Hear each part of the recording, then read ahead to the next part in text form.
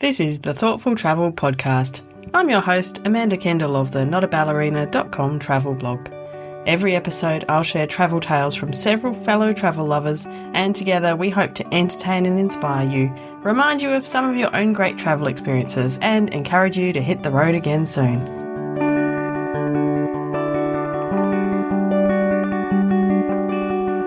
Thank you for joining us. We are here today to chat about The Geography of Bliss by Eric Weiner. It did say somewhere in the book, I've got a tag, that it is pronounced Weiner. And let me preface my complaints by saying I think he is a little bit of a whiner, so it's an appropriate nominative determinism kind of surname. But there's still lots of good parts to this book and lots of interesting talking points. That's my summary. Justin, welcome. Thank you. I'm going to let you kick off with your overall thoughts. How did you enjoy The Geography of Bliss? I think if you go into the book not expecting it to be one of those classic travel novels filled with hilarious stories of misadventure, and actually look at it as more of a piece of research, I think, maybe, I don't know, because he had lots of good information in it. It was a heavy book to read. There's a lot of information. The chapters are quite long.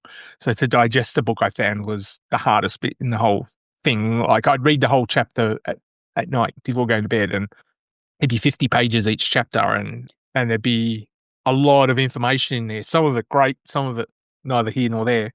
So yeah, I think it's not the style of travel book I enjoy the most. Like, it's more like, but if I compare this to the what was it? The Art of Travel that we also reviewed many years ago, which was also a similar vein, that was a much easier book to read, in my opinion, and to get some enjoyment out of. Whereas this one, had lots of good stuff in it, but yeah, you had to pay attention and go find it. And I just felt like some of the interactions were a bit more forced, I guess. Because he'd all set them all up as interviews and things like that, rather than like we found in last month's book, was Manisha just walked up to people on trains and they naturally occurred and stuff like that. So anyway. Yeah, that's so true. And it's a good point. I hadn't really thought about that, but they do feel forced, and it does feel sometimes that, it's very cherry-picked, the kind of people he speaks to. Yeah.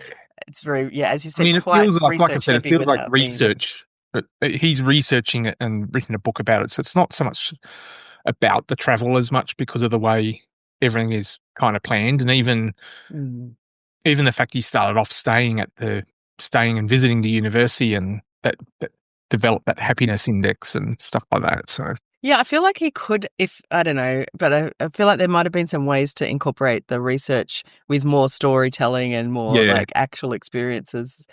Because you're right, some of the chapters were super long, because I was like, I'll read a chapter a day and then I'll be, right on track. And then the chapters were really long and not necessarily with much to move them along. And it was a little bit, in parts, a bit heavy going, especially the early chapters, were really long and not as compelling as I would like. Yeah. Yeah. And I mean, because some of the people he met for a reason, and pre-planned them and everything like that. So they weren't necessarily the most interesting people to put into a book, whereas some of the ones, the most interesting people he met in the book were the ones that he hadn't planned to meet, like the grandmother in Moldova, and where he stayed and they couldn't speak English. So that was by far one of the best interactions in the book. And but yeah, most of them were just people he either knew through his work or had done research, and occasionally he'd set up some meetings, like in Qatar. He set up some meetings with locals that had a kind of, even that conversation he had with them kind of had, because they were spur of the moment, and so there were a few things in that conversation that were quite interesting, and how they responded when he asked them questions and stuff like that. Whereas all the other people he spoke to were all either expats living in that country or people who he teed up beforehand, who knew ahead of time what he was talking about. And yeah, so I feel like a lot of those conversations and a lot of those sections of the book they just felt more like a research type project rather than genuine kind of travel interactions and things like that. Yeah, I think I agree totally. That's what I felt was missing, the more kind of spontaneous stuff. And there's not many places where I got a feel for I didn't get a good feel for the country where he was. So, yeah. Qatar, actually, you bring up Qatar, and that was actually a really interesting one, because I don't know much about it. No. To my memory, I've never even touched down in Qatar. I don't think. Always seem to have been I've UAE. transited to So, Qatar, but I have been to Kuwait and I have been to Bahrain and the UAE. So I've been to a few countries in the region. And I think Kuwait is probably the closest to Qatar in right. that in terms of the level of strictness in terms of and also based on what he explained Qatar. Because in Kuwait I did see locals, but if I went to any of the shops or anything like that, they weren't locals. So they're Right. the South Asians and stuff that were in there working. So, and it's very similar. I think the UAE is the same. Bahrain, I think, was the one that was not the most like that. They were quite a different mix. I think they still had elements of all of that, but yeah. So, but anyway, Yeah. one day I'm sure I'll fly via Qatar because we actually now have direct flights from Canberra again to Qatar. So it's probably gonna happen someday, and I'll Well, then probably you can stop over stop and check it over. out for us. Yeah. Yeah, exactly. So, Yeah.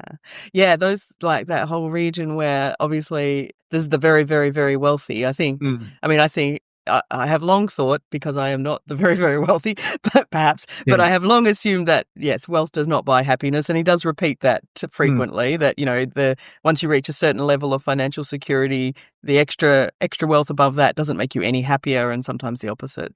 But, yeah. yeah, but the guitar part was interesting because it seemed like his opinion was that they were missing a lot of other things that could make you happy, like culture Yeah. and stuff. Yeah. And also, to be honest, I think especially even the since, locals kind of well, here, mentioned the that, heat. it's interesting. When I've been in that part of the world, it's been a bit of a struggle to find culture because I think a lot of people might have been to Dubai or Abu Dhabi and Dubai, like when people say it's a big shopping mall, it kind of really is. And there is an old part of the city, and it's really worth exploring. But because it's all mostly outside and not in air conditioned malls and stuff like that, very few people go there, and even catching the old dhows across the creek or whatever it is there. So there's experiences that can be had there, so I don't know with Qatar. I mean, I know struggled in Kuwait, although I did find some museums there to find cultural sort of things there. But there's obviously a culture of some kind because, but Yeah. it's not I meant on to go and do display. some more Yeah, research because it does seem like there's been people there. There must be more to, yeah, exactly. yeah, I'm There's been curious people to that live see. there for a long time, so there's got to be something there. But anyway. Yeah. Yes. Interesting. You had an interesting quote that you'd picked out for your overall thoughts. So it was a comment from Switzerland. In America, the worst thing you can be is a loser, and in Switzerland, the worst thing you can be is a flashy winner. He mentions that about Switzerland, but it's definitely, I think, in most of Europe would be like that, and it's definitely an Australian thing, like because we've got we certainly did growing up have the whole fair go thing to give everyone a fair go, and so Yeah. and Yeah. nobody And the tall poppy syndrome. We don't and the like tall the poppy big syndrome that winners. we get Yeah. accused of, and I think that's a lot more common than what probably Americans realize because I think they grow up in this hyper competitive environment where, and that's the nature of their culture as well. So, but yeah, he mentions it. I think I was just maybe more disappointed that he never actually delved into that much more because I think Mm. maybe because he talks about his own happiness, but then doesn't think, and maybe it's because he doesn't feel like he's part of that. He's not that competitive and not that I have to get ahead. But I see this as well with things like people who count countries. There's web pages, and they've turned it into some competitive thing to see. And I'm the first such and such, such and such, such and such to have travelled all the countries in the world. So. Yeah. Yeah. The showing Um, off part of it. so Yeah. yeah, yeah. So it's and I completely. I mean, I haven't been to Switzerland for ages. So, but I think a lot of Europe would be like that, and I think a lot of us, Australia and New Zealand. Yeah. I don't know about many of the Asian cultures. I've never really thought of that or paid much attention. But yeah, anyway, it was just Yeah. I something like think they're different again in a yeah, way, but yeah, yes. But because yeah, of I think it's a very telling kind of quote there, that the delve, as you very say, true. delving I deeper into that I and don't think reflecting would Americans be would interesting. deny that they have that culture of striving to be the best at everything and anything they do, or at least a lot of people do. And then not necessarily so much wrong with that. I think it's just you only have to look at in the sports world and people like that they go, oh, America's the world champions of a sport that nobody else plays, for example. So, Yeah. and I Yeah. think Yeah. Yeah. whereas if you look at in Australia, where we have our own version of football, we don't call them world champions. So, No. No. No. and I Exactly. imagine That's Switzerland a has good example. Yeah. And there's a lot of obscure sports in the world, and where they might be only played, and so that's kind of the difference, I guess. But anyway, that was Yes, in the yes. book, and No, I think you make a very good point that he fails to do much self introspection. yeah, And I think that, like, if he had woven through some reflect, because he often says yeah, that, he describes how he's like, even the the cover yeah, says he's the grumpiest man on the planet. yeah, And he sort of talks about, his lack of, high level happiness and stuff. But he doesn't really ever take the lessons from other countries and think, yeah, this is how I might change my, he doesn't even or seem reflect to on want to the change. like. So. He may not be one of these Americans that like to be a flashy, Yeah, but we don't know but we because he don't doesn't know. talk about it. No. Yeah. Yes, we needed, even though I've complained about him, but we needed more of him in there, or Yeah, yeah, like yeah. some learning and reflection would have been very interesting. And I So, think even in the last chapter where I think he tries to do a bit of that, it doesn't really reflect back on anything. So no, no, I found like it falls a bit short. Honestly, the last few chapters, they're all literally short as well. I had a feeling that he was writing to a deadline and that towards the end he was just ready to be finished with it. I yeah, don't know, but that's just maybe also reflects my feeling when I was near the end as well. So I just want to insert a couple of quick complaints and then we'll go on to talking about some more of the good. So there's just a few moments throughout where I thought he was quite disrespectful or not necessarily taking into account that, yes, the world is full of different cultures and different races and we do all things differently. And that's not a bad thing. That's actually a really good thing. And sometimes I found he was kind of, just really leaning into stereotypes and really expecting the stereotypes of a place before he'd even arrived and just highlighting when those stereotypes were around him without A, looking for differences or B, reflecting on, the reality, the stereotypes as I've imagined or not. So I thought he was quite judgmental. And there's just a few things that I thought like an editor should pick up, like it must have been in the Iceland chapter, I suppose, because he mentions Iceland, but no, I'm not sure where else. But anyway, it was on page 186, and I'll just read it. It is a darkness that for several months each year engulfs Iceland, smothers it, encases it, like one of those head-to-toe burqas worn by some Muslim women, just as black and just as confining. And I'm like, dude, there's lots of ways you can describe darkness. You like, don't need to start yeah, throwing yeah, racial stuff around. Like, yeah. also, I mean, that's just like, to me, that's actually like a racist comment. Like, you think a dark cave or something like that, because that's dark and confining. So many ways to Yeah, describe darkness. We don't need to start like judging someone who wears a burqa. So there was things like that. And I really struggled with the chapters where he was in lower income countries. I almost had to stop reading in the Thailand one, and we're not going to discuss it because I'll just get upset. But even in the one about Bhutan, he said, and I feel like this was his problem with all lower income countries. He said, the Bhutanese aren't that sophisticated. They suffer from an excess of sincerity.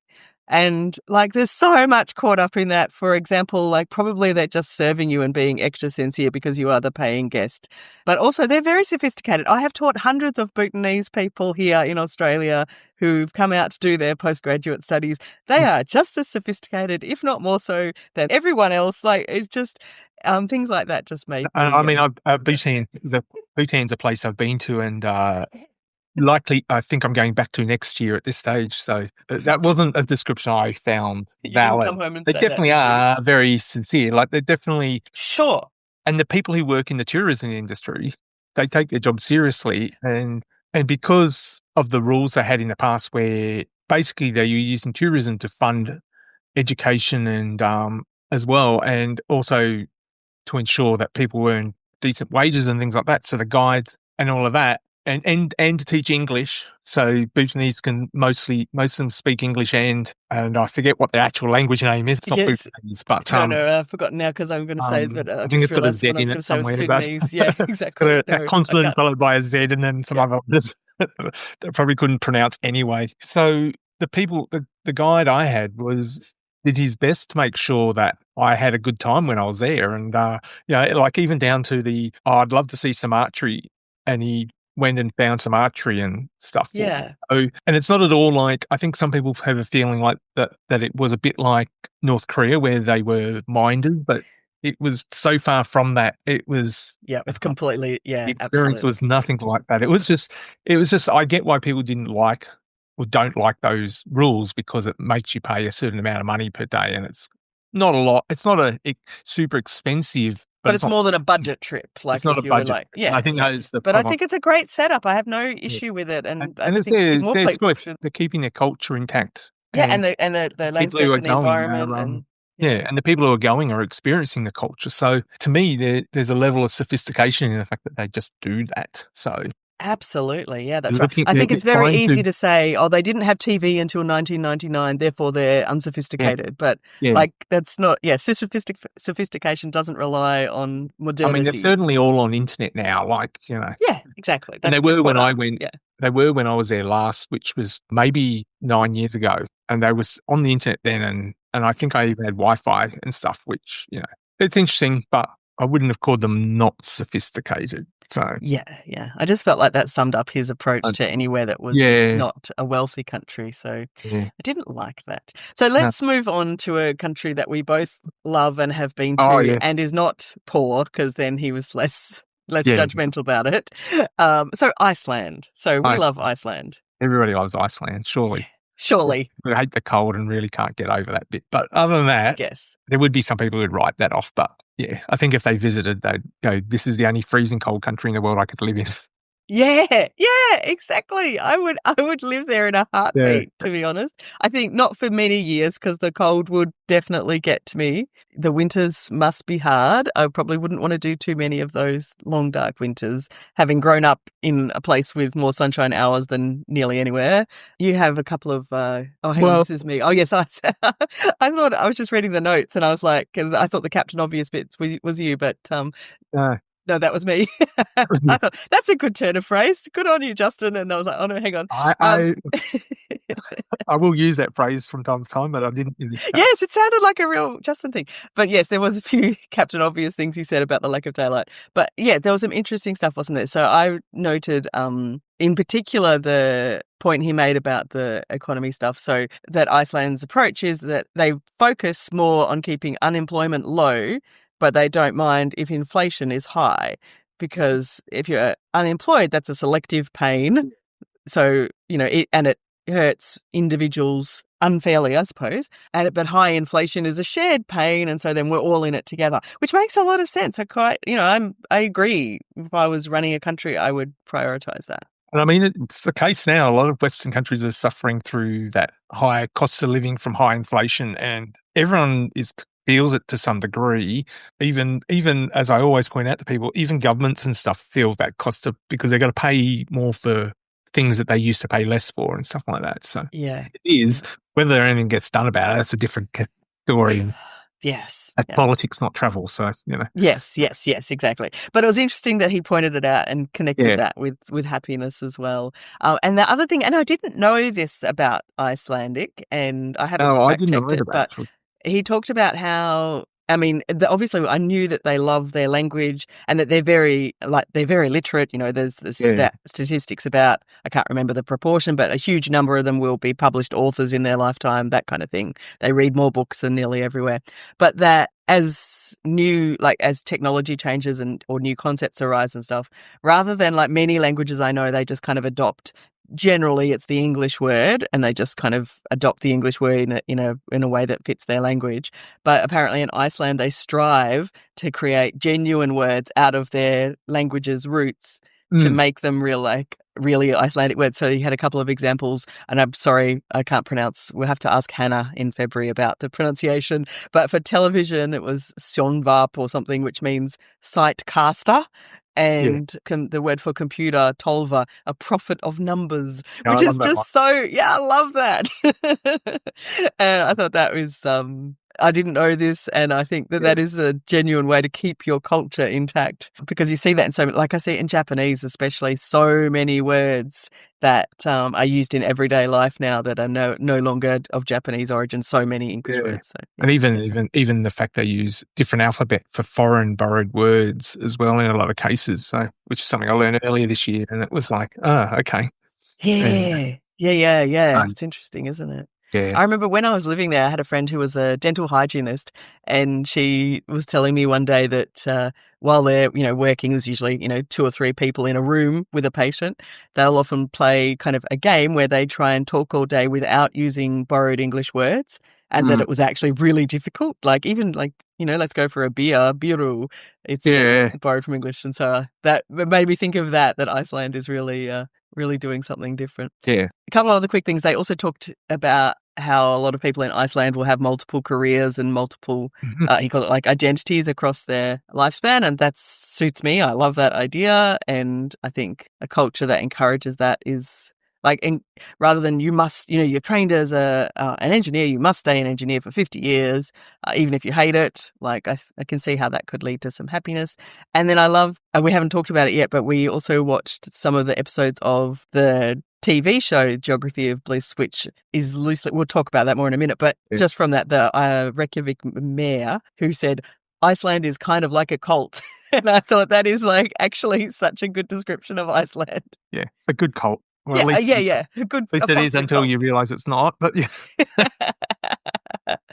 Yeah. So, what else did you think about Iceland? I picked out one of the quotes from the book which I really liked, and it was the Icelandic saying, and I forget if there was an actual Icelandic words for this one, but it was better to go barefoot than without a book, which I think is kind of like it feels like a Chinese proverb in a way how it's written, just saying that that learning and. I think it reflects back to might have been in the TV series that a guy lost his job but then found another job and and as you said changing careers and things like that. So sound like a really good saying that I'd probably rather be barefoot than not have some books. Bookless. Yeah, absolutely. That's right. As someone who has a way too many books. So and also just the fact that they're happy to be bilingual, which I mean I wish I was fully bilingual, couple or trilingual or whatever. Me too. And I'm not. I'm trying to get there, but I wish I was. And I think a lot of people get that opportunity. And it's one of the things we don't really get in Australia by birth to be bilingual. But a lot of people in Europe get that, but not everyone. Yeah, some embrace it more than others. I know what you mean. Some embrace it more than others, and I think in Iceland they definitely embrace it quite a lot. And I think it might be fairly common in. I think I've found a similar thing in Finland as well. So it might be common, and maybe even Denmark to some degree. I'd never had any. They seem to be quite happy. Whereas in other countries, it does vary. Like Germans, love their own language, and then they kind of downplay how well they speak English. And that's my experience with Germans. And then the French kind of don't really want to speak English at all. I know they're just kind of stereotypes, but yeah. And then I think you're right as a whole. As a whole. And then, of course, in England, they probably have a go at our Australian accents. And yeah, I'm sure they do. Stuff like that. So, yeah. I like our Aussie accents. We're right. So on the whole, I did quite like his Iceland chapter, just because I love learning anything about Iceland, essentially. And it is really intriguing that such an extreme country, as in like weather and isolation, I suppose, that they have always had this reputation of being, of having a life they enjoy. And it's really interesting to see how that's evolved. So, yeah. So let's touch on briefly the TV series, which you led me to. And it is also called The Geography of Bliss. And it's kind of based on the same principles, but it is a bit different. So the host, Rainn Wilson, which people remember as Dwight from the American version of The Office, and even going into the TV series, I then already had preconceived ideas. I wonder if he's like his character. And he's not. So no. You can tell that. But he did a lot of the stuff. Like he didn't go necessarily to the same countries. So and it was only 5 episodes. So I know Iceland was in there. I think he went to Bulgaria instead of Moldova, Thailand, Ghana, which also is not in the book. No, which I missed from the book that he didn't get to Africa at all. So that was interesting. Yeah, and so but I feel like he did the TV series in a much more reflective way about his own happiness, whereas the book was kind of like, I'm unhappy. Here's some reasons why other people are happy or unhappy. Let's not join the dots. Let's not join the dots. So, and I think TV series definitely focused a lot more on that. Was definitely a lot more lighthearted. Definitely a lot more enjoyable to watch. And I think the interactions were a lot more genuine, even though TV shows would set these things up because it's how they are produced and everything like that. But they found it really interesting people. And then the interactions just kind of happened. Yes, they felt more natural. And they had found some really cool, interesting people, for sure. Yeah. I mean, even going stark naked with a large Icelandic man in a sauna and hot spring or whatever it was, you know. Yeah. So, um, Yeah, I really enjoyed the Iceland episode. And also the yeah, Moldova episode was really interesting as well. good. Sorry, not Moldova, Bulgaria in the Yeah, TV yeah, show. The Bulgarian episode was really interesting and they'd yeah. found also some really like quite different Interesting. and interesting people to talk to. Was Who? it the Bulgarian episode where there was the guy who was going around and singing in people's living rooms? Must have been. Possibly. I Was can't. it or I know was it Iceland? there was a lady who was visiting her grandma a fair bit, and I think Oh, that she was Bulgaria, that was yes. Bulgaria. Or maybe the singing guy was in Iceland. Oh, I didn't put it in my notes, but Yeah, I know in Ghana I mean, the Ghana episode made me want to go to Ghana, but I've since yes, discovered Ghana is like, according to our government, safe to visit, but getting a visa is a pain in the ass. It's one of the few countries where it's like in that block of African countries that make you have a visa before arriving. I mean, it's not right, too hard because I think we've got a Ghanaian embassy here, for example, but right, uh, okay. there's always been this whole block of African countries where getting into them is quite hard, but most Mm, safe, so you didn't worry about them too much. So, yeah, yeah, yeah. but anyway, yeah. Hmm. So, but yeah, I think the TV series was probably more what I was hoping from the book. I did go into watching the TV series not knowing what to expect. So, yeah, and I mean, and it is very loosely based around the concept. So there's not a lot of overlap other than they both went to Thailand and Iceland, I think, and the last one is America. But the American episode at the end very much was reflecting on what he'd learned and Yeah, stuff yeah. like that. So, Yes, if you have read the book, you mm, could, or if you abandon the book even, but you could, I would still recommend the TV series. It's yeah, completely, it's different thing. absolutely different You enough. just got to dig And it was around. enjoyable. I really enjoyed it. Yeah, Yeah. you just got to dig around and find it. Peacock in the USA. Everywhere else, it's like depends on whether it's on or not. It seems to have appeared on a streaming service and disappeared, and it appears on another streaming service and disappears. So, Yeah, yeah, yeah. So just to sum up, we've got some kind of overall happiness ideas, some things we took away. And I found in the epilogue, so we're in the 400s of pages by mm, this stage, is when when he said something or he found out something, which I think he should have started with and might yeah, have improved the book. But that's just me. But he mentions he reaches out to a happiness researcher again because he's still very confused. And this happiness researcher, way in the page 405, says there's more than one path to happiness, which I think is like the whole point of the book, but yeah, he doesn't really notice it until the end. And I think if you frame the book through, there's a lot of different ways to be happy and let's go and look at other countries that are happy and not judge them, but just extract, or, not in an awful way, but have a look at what are those things that are what's their path to happiness. Then I feel like that could have improved things yeah. if I And, was writing a and, book. and I mean, I think that leads into the one of the ones I noted was that when he was in India and he was talking to an Indian software engineer who, as an engineer, we're very logical about these things, and this is the sort of thing we would want to do, but yet even the Indian software engineer Bindu, I think his name was, asked why would you actually want to measure it? And I mean, I think this is a question that he did in the book acknowledge, like that's a good question, and he didn't have an answer for. But then again, didn't really touch on that at the end of the book in any kind of conclusion. So, like maybe all those different paths to happiness are just that, and it's such a subjective thing. How do you measure who's happier than another, other than the measurement that which they were using was basically a percentage of people saying they were happy. So, Hmm. and so you're not really measuring the happiness of people. Then you're just measuring the happiness of Yeah. the population of the country. Like, so even then, it's not even a measurement of happiness. So, No, that's right. You can't do a blood test and say yeah, you are, 79% happy happy. Yeah, today. So, exactly. Yeah, yeah. I think like the idea of in a roundabout way, what I was trying to say is I like when governments are able to prioritize, that maybe we can try and encourage our citizens to lead fulfilling lives, meaningful lives yeah, over being wealthy, like if there's like in Bhutan where they really do seem to prioritize that. And of course then governments want to measure things. So I guess that's where some of that comes from. But yeah. Agree. it's tricky, but I do agree with that software engineer. It's a very hard thing to measure. Like, I mean, it's kind of like, are you? You could say you're happy in your life, but you could say, oh, I don't like my job that much, or or I wish I, Yeah. So it's Yeah, that's right. Like there's so many complicated. facets, even in Complicated. every individual, of what we're happy and not happy with. Or, I and mean, also, I wonder, is happy the right word? Like, should we feel and fulfilled or have purpose? what makes one person happy? Like, Could be I, awful for the a next. colleague of mine went fishing for a month, Ugh. and I just thought, well, that's not going to That make sounds you like happy. torture.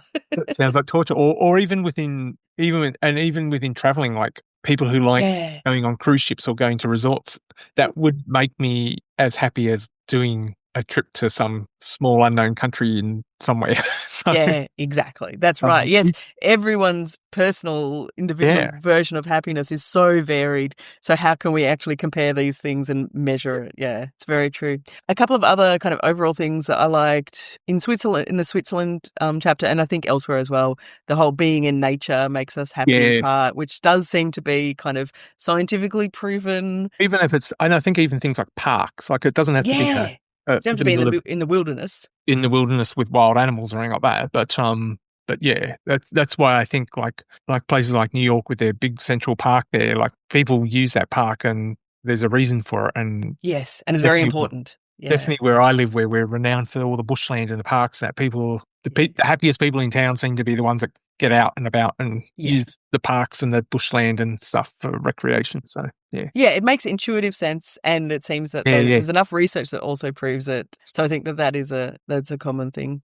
The other interesting part from the Switzerland chapter was that there seemed to be research suggesting that having high levels of democracy in like the Swiss version, where they have a lot of referenda and stuff, helps happiness. I wonder if that's like an inclusion thing, or like feeling a bit more in it's control, or And I think they touched on this in Moldova and maybe even also on the TV series in Bulgaria. It's like this: if you've got a trust in government, and they definitely touched on that. So I guess the Swiss probably have some level of trust, probably because it's more transparent and they've got a bit of a say in things because they've got the direct referendums or something. The citizens are able to initiate things in their democracy, and I think certainly when I note time people aren't happy with the governments when, like in Australia or anywhere else in the world, it's usually a lack of trust in what they're doing. So perhaps it's got something more to do with that. But it's a good point. I agree. Yeah, when you have that kind of trust and there's transparency, then I guess they're you not can feel just that you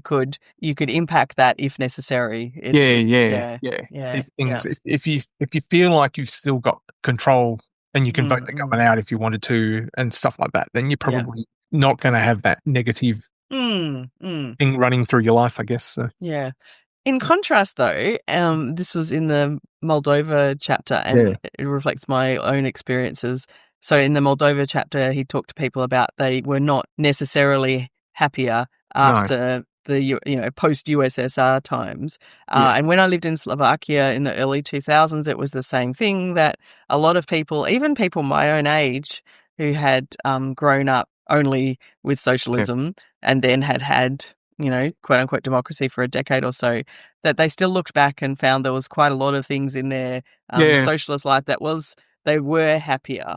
yeah. So yeah, it's I'm never as wondering black and if white as we imagine. and I'm wondering if it, and I think you'd find that in all those ex-Soviet states, you would find people like that. But then I'm wondering, like, would they get the same response in somewhere like Latvia, Lithuania, and Estonia, those three countries, because Especially they're Estonia, I'd yeah, say. especially Yeah, they've yeah. moved. They're a completely I don't want to say modernized, but they're kind of Very progressive, especially very like it's progressive. Yeah. yeah, The society is different, whereas in some of the ex-communist states, like even Hungary and stuff like that, and Romania and stuff, the governments haven't really improved the standard of living as much as, say, in Estonia they have. So I'm wondering if that had changed more, whether people would have the same opinion. But I mean, you see that all the time. People always look back with rose-colored glasses that's true too. and Nostalgia. nostalgia, and and then you see other people then counter it with, oh yeah, yeah, that was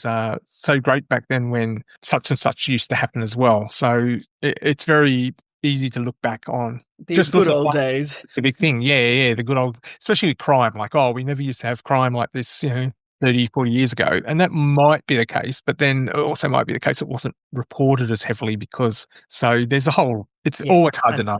100%. And that's the thing, it's all very subjective, everything Yes, around this yeah. whole topic is very subjective, and 100%. all you can do is notice what makes people happy and what doesn't, and acknowledge Try and it. do more of the good stuff. Yeah, exactly. Yeah. There was one more bit I liked. It was actually from the TV show, not from the book, but it was on the Ghana episode. I don't know who it was had said it, but I wrote it down. Investment in something bigger than ourselves is crucial to a happier life. Yeah. Chasing meaning, not happiness. You know, being involved, whether it's Might have been the relationships or girl who came back to set up a food van, for example. So yes, and that's she maybe was she American citizen? I can't remember, but yeah, she left what many people would consider to be a better place to live to that's right. come back to her roots and do something there, and she really enjoyed it there. So, but there's certainly a lot like that. A lot of people probably feel that they're happy when they're like, it's like people who love to volunteer at many organisations. They do it because it makes them happy. They're not doing it. Yes, it feels good to give back. Yeah.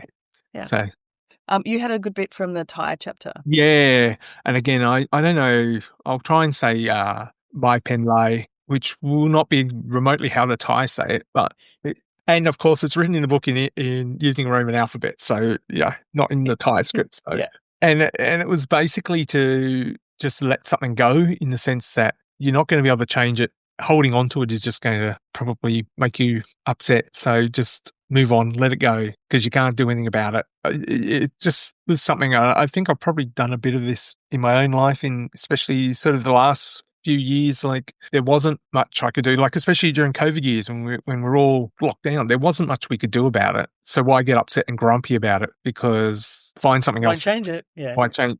I mean, there would be people who say, "Oh, you could protest and you could do this and you could do that," and it's like, sure, but you're just kind of brewing. Yes. Way, that Thai, I like that Thai, and from my experiences in Thailand, I do feel like they live this a lot. That they just, it's kind of like that. Don't sweat the small stuff as well. Like they just get on with things. They're happy, and like their default setting is like a higher level of cheerfulness than many places. And I think that is that it probably does come down to that kind of my penlai attitude of just, right, let's get on with things and focus on the good stuff.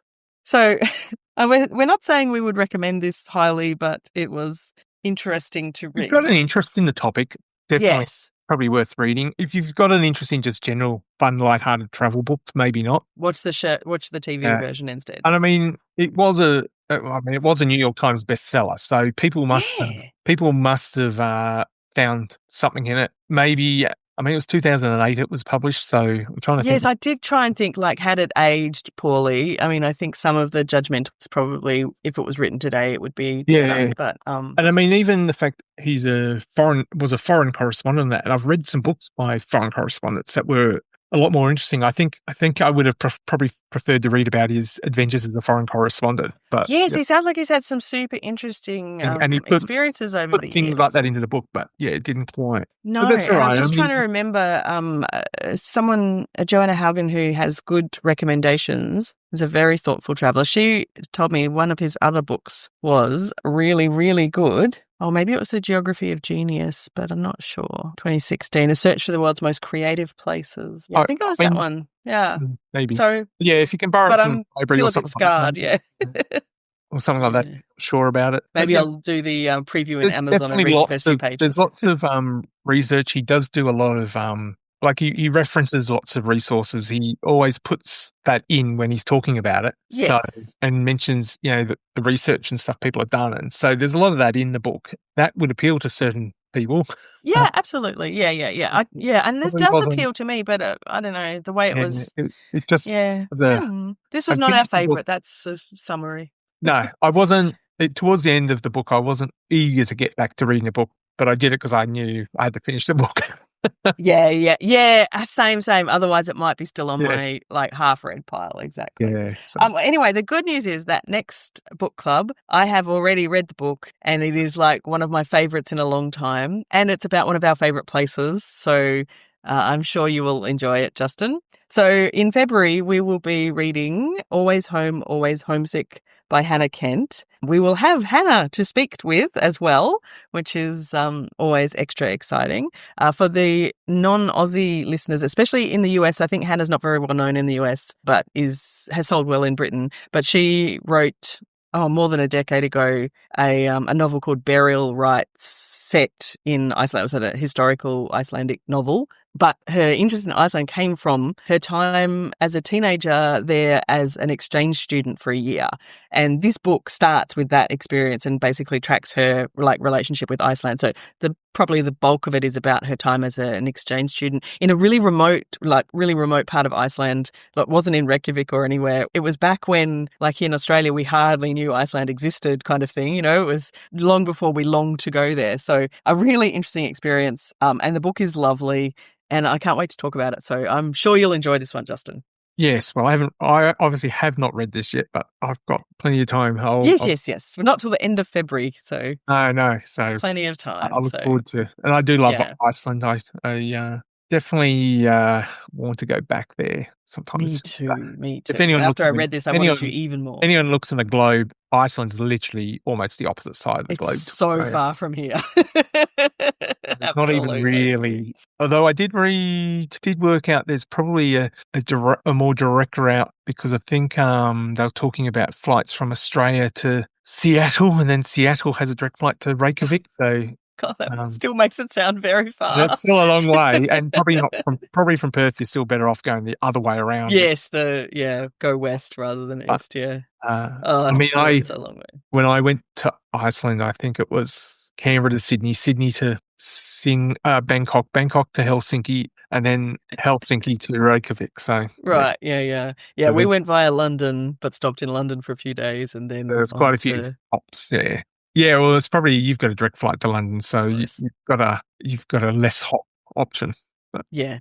Anyway, I'm really looking forward to reading it. And if you are listening and you haven't bought it yet, I also would highly, highly recommend the audiobook version of this. So I actually listened to it the first time before I got the actual one, because Hannah herself narrates it, and there's a lot of Icelandic place names in it, and she says them beautifully. So, just gorgeous. I'm just trying to remember. I can't remember the name of the village where she was staying, but it sounds like Soda Cracker, and I think it's Soda Cracker or something like that. But it was such a nice way to remember it. But she's like fluent in Icelandic, and so her pronunciation is beautiful. So you'll love it, Justin. No worries.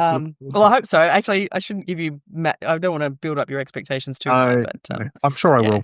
Well, thank you very much, and everyone who's watched, thank you for joining us, and we will see you in February. Thank you, Justin. No worries. Talk to you soon. See you. Bye. This has been another episode of the Thoughtful Travel Podcast. Show notes and other information are at notaballerina.com/podcast. Join me again soon for another chat about why we travel. Bye for now.